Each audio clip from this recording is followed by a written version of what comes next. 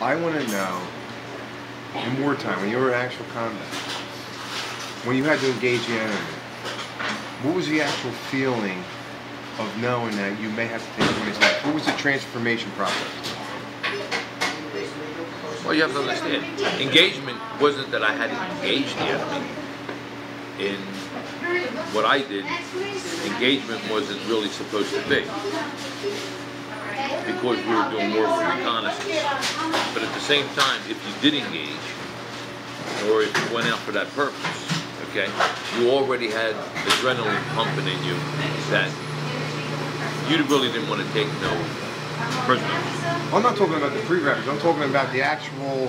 Oh, the actual engagement when at the time of engagement. Yeah. Time of engagement. Does it just click, or is it just?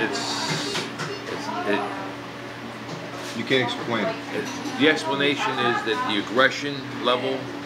It gets primal, pretty much what you're saying. It does get primal. Is it like a high? Is it a high?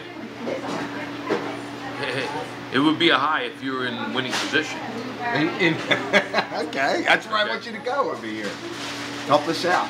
But if there was a time that I was behind in the cemetery, there was an engagement, and it was in the cemetery area where I actually prayed to God. I said, God, help me. Okay, because I was behind a tombstone. So I said, don't let me die behind this tombstone. Okay. And it was so dark, and your line of sight wasn't there.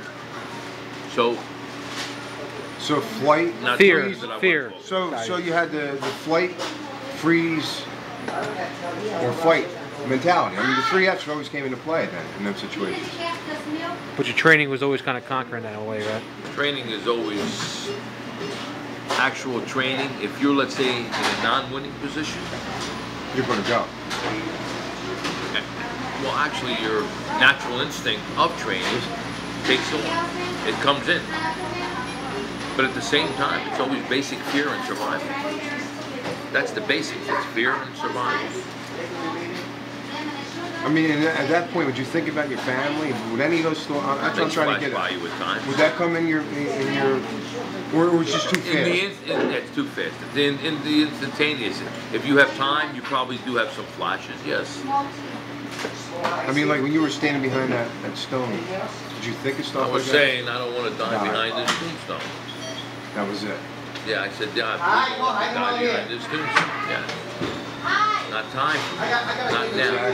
And it was a flash. And no matter how strong you are physically, mentally, it just overcomes you. Fear. Sure, yeah. I ask you a question. This is to top this off. In Afghanistan, they recently, in a far outpost, there was a bunch of Marines that were stationed out there. They put heart monitors on the Marines. And what they found is the heart rate, when they were in no combat and they were waiting around, the heart rate would rise up. During combat, it evened out. Wow. Why do you think that is? They actually got more comfortable and more focused during an engagement.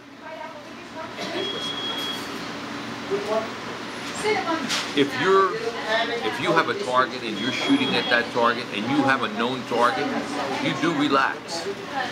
Okay? But if something comes on you instantaneously, your heart's going to be pumping maybe at 200. Forget facts and science. Right? So when shit breaks down, pretty much, that changes. Just a thought. Okay. Of, let's say, a bullet going by your ear is going to heighten your level that where you're going to start. Right there tells you your science. adrenaline. Right is there. going to be off the chart. And right there. So when you think the tables are split against you in a way, when you feel that really takes on, that all changes. The heart rate, you kick in.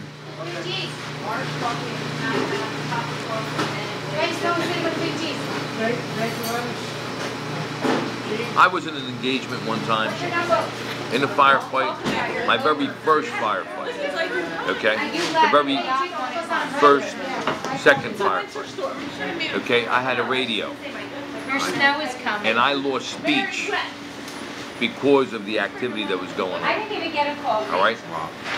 That I couldn't, let's say, calibrate my words correctly, okay? Because we were, let's say, getting hit rock bottom hard.